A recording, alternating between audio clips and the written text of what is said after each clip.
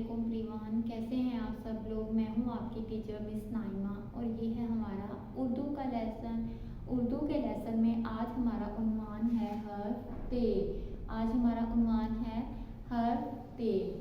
ہاتھ اٹھاؤ، تالی بجاؤ، دو نقطے تے پہ لاؤ۔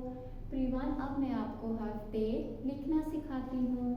اس نقطے سے شروع کرنا ہے، تھوڑا سا ٹیڑھے جا کے سیدھے آنا ہے اور اوپر جانا ہے اور اس کے نقطے بنانے ہیں۔ یہ کون سا حرف ہے؟ حرف تے۔ آئیے ایوریون، اب ہم اس کے ذخیرہ الفاظ سے ملتے ہیں۔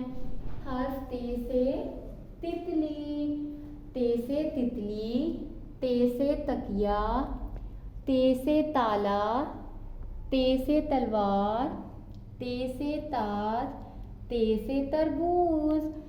ایوریون، اللہ سبحانہ تعالیٰ نے بہت ساری چیزوں کو بنایا ہے۔